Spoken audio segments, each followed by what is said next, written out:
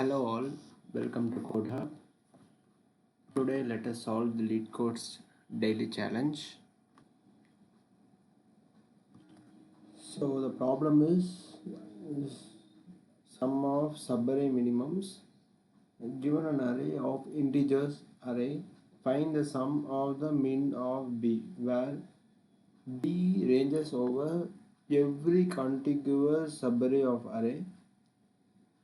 Since the answer may be large, return the answer modulo 10 power 9 plus 7.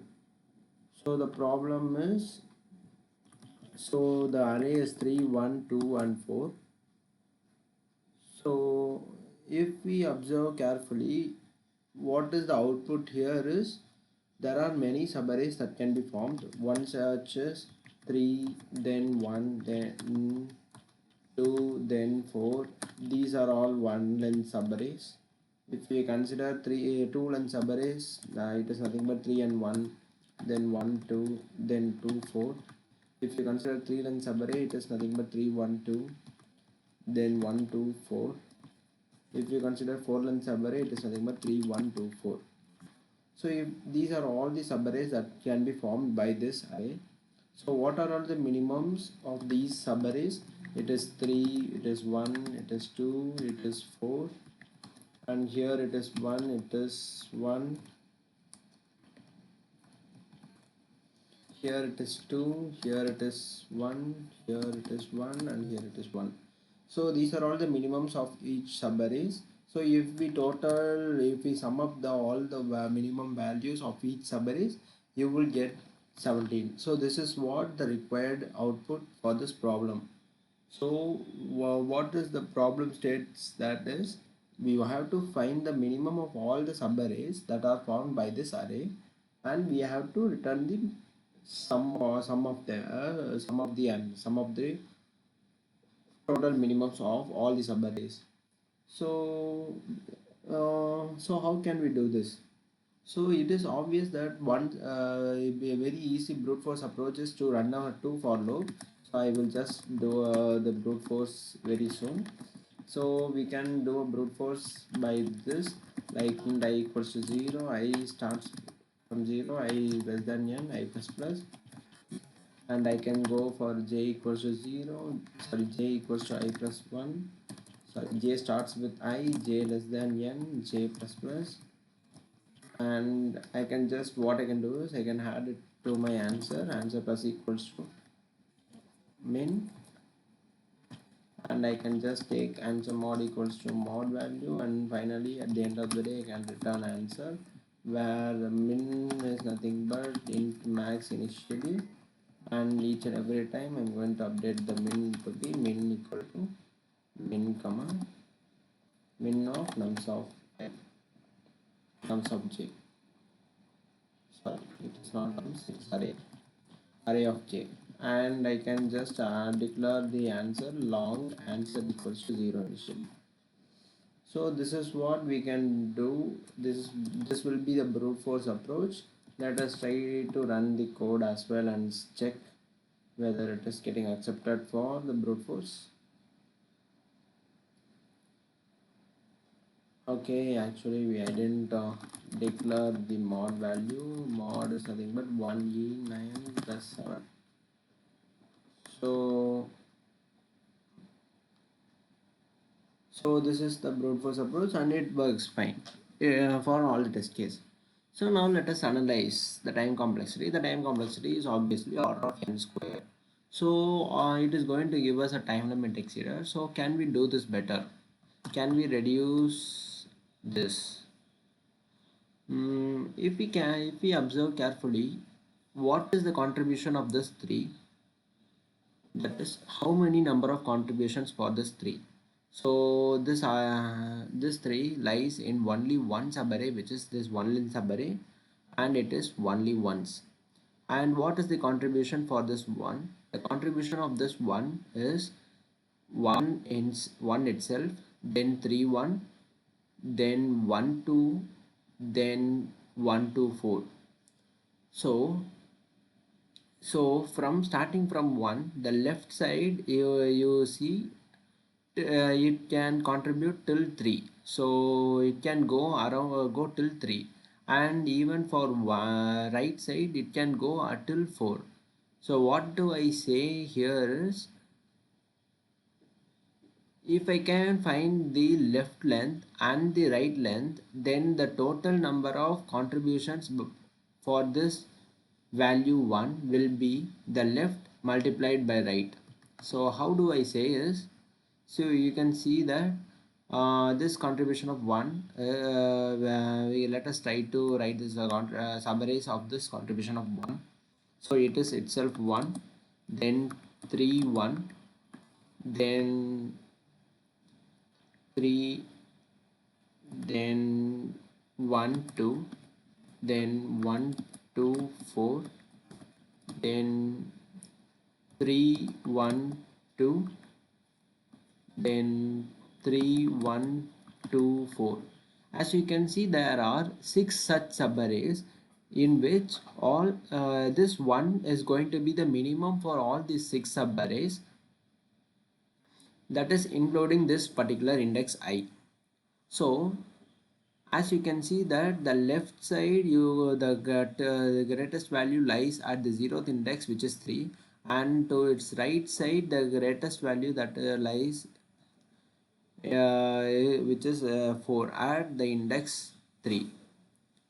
So what does it mean is, so from here the left index is nothing but 2, and the length is 2, and from here the right is nothing but 3. So totally 3 into 2, which is 6. So this contribution for 1 is 6. So if we are able to find the next minimum value at some particular index for the left and the right, then the total subarrays, the total contribution, total. So if we have the left value, if we have the right value, then what will be our multipliers for all the subarrays? There is going to be the 1 will be the minimum value for all the subarrays. So if there are 6 such subarrays, so the total sum is nothing but 6 into 1. So the multiplier is nothing but the left multiplied by right, and the total contribution is nothing but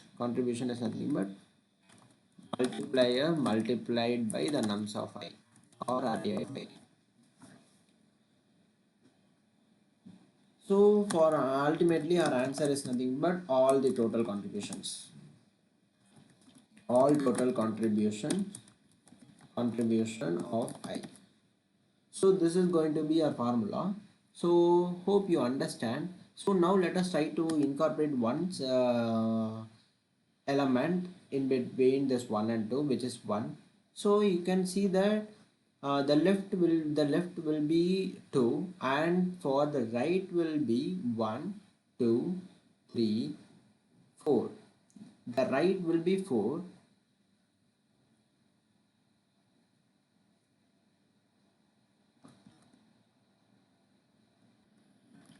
Now let us try to write the subarrays formed from this index 1.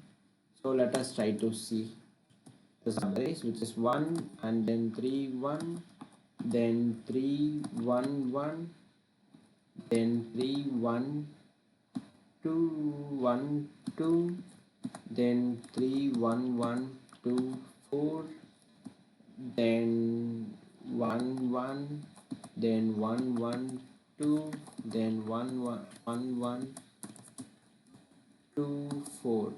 So these are all the subarrays. The total subarrays are 1 2 3 4 5 6 7 8. So there are total 8 subarrays possible for this particular one. So what does that mean is, so the left length is going to be 2, and the right length is going to be 4. So 4 multiplied by 2, which is 8. So there are 8 such subarrays, and this 1 contributes, the contribution of this 1 is nothing but 8 multiplied by 1, which is 8 itself, and we are going to add it to our answer. And again similarly, Now let us try to take for this particular one. Why I am taking this example is now you will get what I am coming to say. Now let us try to find the subarrays for this one. So for this one the subarrays are 1, then 3 1 1, then 3 1 1 2, then 1 1, then 1 2, then 1 2 4. So for this the total number of subarrays is nothing but you will calculate it as something like this. You will calculate something like this, which is the left will be 3 and the right will be 3, so the total the 3 into 3, which is 9 such subarrays you will say, but there are not 9 subarrays that is formed by this one. Why I am saying is, so for this one the subarray is 1, then you can consider 3 1 1, then you can consider 3 1 1 2, then you can consider 3 1 1 2 4. Let me write that also. 3 1 1 2 4. So and then starting from this one it is going to be 1 1, then 1 1 2,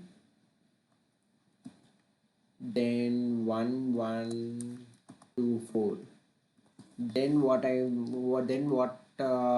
then starting from this one it is nothing but 1 2, then 1 2 4. So you can see there are total 1 2 3 4 5 6 7 8 9 such subarrays.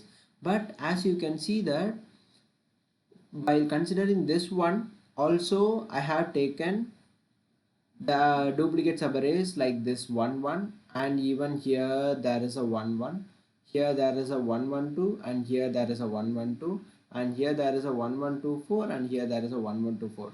So for such duplicates, so to avoid such duplications, we are going to calculate either only one side if it is equal. If it is equal, we are going to calculate only one side so that we will avoid such duplications. Hope you understand what I'm coming to say. So now let us try to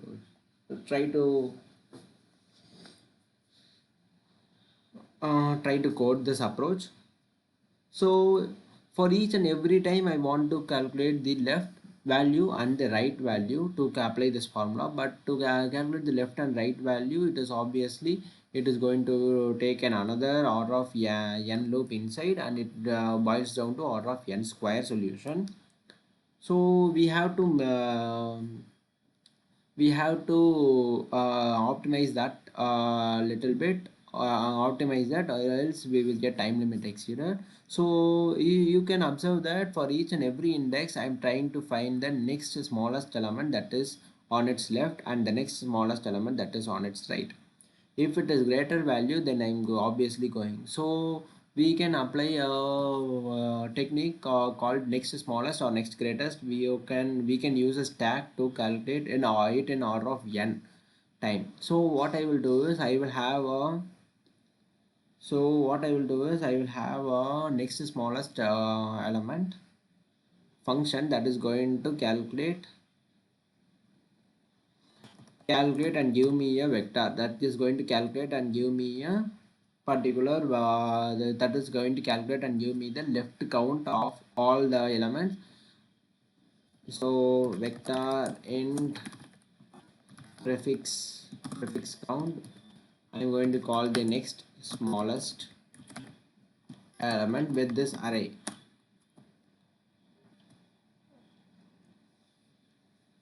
And similarly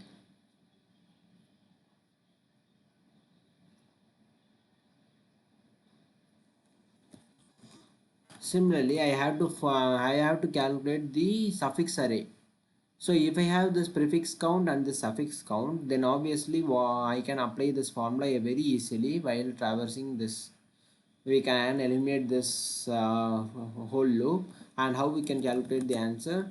long multiplier is nothing but the prefix count of I multiplied by suffix count of I have the multiplier now. So now the total contribution. Now the total contribution is nothing but array of I multiplied by the multiplier, and I have the total contribution. I am going to add it to my answer. Total contribution. So after adding, I am just taking the mod value and I am returning our answer. So it is that simple. We have eliminated the code. So now we are our major task is going to calculate the prefix and suffix count. Instead of writing two different techniques for prefix and suffix, we can use one function itself and calculate the prefix and suffix. How can we do that? To calculate the prefix array, the array is going to be as it is, but to calculate the suffix array, we just want to reverse the given array. So we can just reverse the given array and again pass it to our function vector in suffix count of next smallest of array. And after finding the suffix count, I have to reverse again because I have changed the input vector itself, because we will be calculating for I is less than 0 to I less than n. So if it is in reverse array, we will get a wrong answer. So we have calculated, we have restored the array, but we have got the suffix count in linear fashion. Linear fashion in the sense we just reversed the given input array and we have found the suffix count, but that will be in reverse order, so we have to reverse the suffix count as well. So reverse suffix count.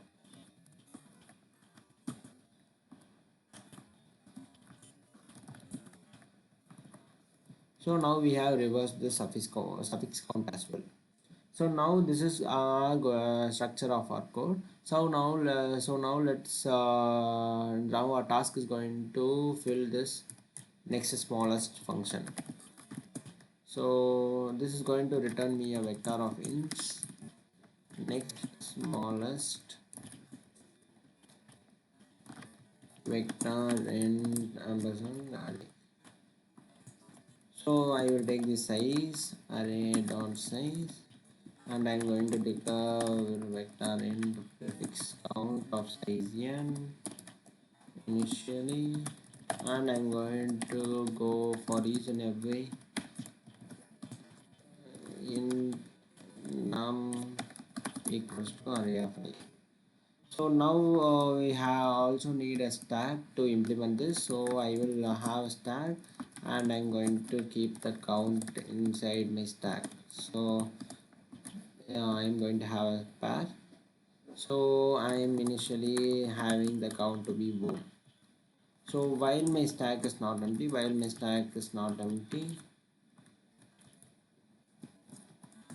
and my stack dot top dot first is going to be greater than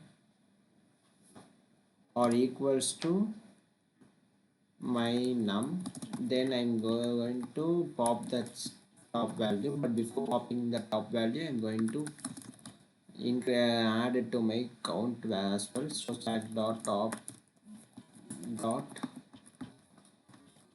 second. So now once we come out of this while loop, we want to push the num as well as the count into my stack, and also I also want to update my prefix count of I is nothing but my count.